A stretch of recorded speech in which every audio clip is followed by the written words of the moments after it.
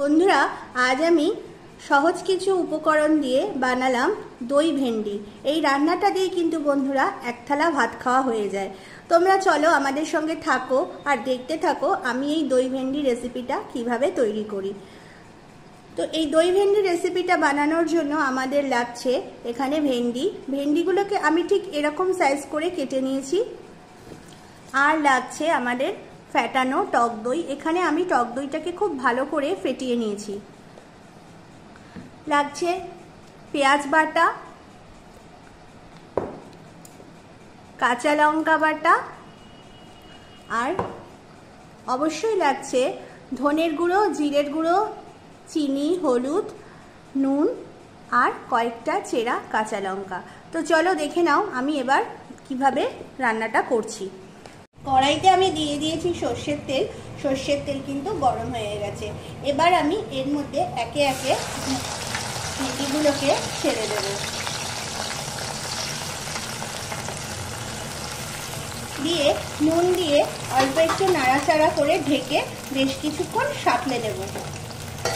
আমার কিন্তু এখানে ভেন্ডিগুলো সাঁতলানো একদম কমপ্লিট। তোমরা দেখতে পাচ্ছ খুব কড়া করে সাঁতলানোর দরকার নেই, হালকা সাঁতলে নিলেই হবে। এবার আমি এখানে নিয়ে নিয়েছি একটা মিক্সিং বোল। এবার এর মধ্যে আমি ঢ্যাঁড়সগুলোকে দিয়ে দিচ্ছি।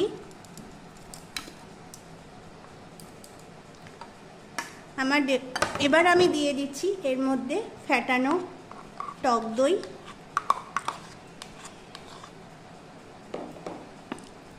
পেঁয়াজ বাটা আর ধনে জিরের গুঁড়ো, যে সমস্ত ধনে জিরে, কাঁচা লঙ্কা, নুন, চিনি আর হলুদ সব আমি এর মধ্যে দিয়ে এবার এটাকে খুব ভালো করে মিক্স করে নেব। দিয়ে দেব কাঁচা লঙ্কা, দিয়ে সমস্ত কিছুকে আমার কিন্তু এখানে মিক্স করে নেব। আর আমার কিন্তু এখানে মিক্স করা একদম কমপ্লিট। এবার আমি যে তেলে আমি ভেন্ডিগুলো সাঁতলেছিলাম, এবার ওই তেলের মধ্যে এটা আমি দিয়ে দেব।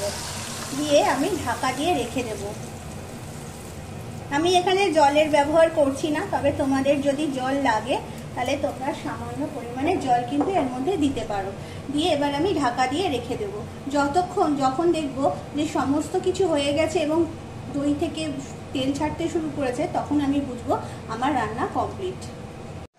আমাদের এখানে দই ভেন্ডি একদম রেডি গরম গরম সার্ভ করার জন্য। তোমাদের যদি এই রেসিপিটা ভালো লাগে তো তোমরাও বাড়িতে এইভাবে বানিয়ে দেখতে পারো। আসবো আরও একটা নতুন ভিডিও নিয়ে। আজ এই পর্যন্তই, টাটা।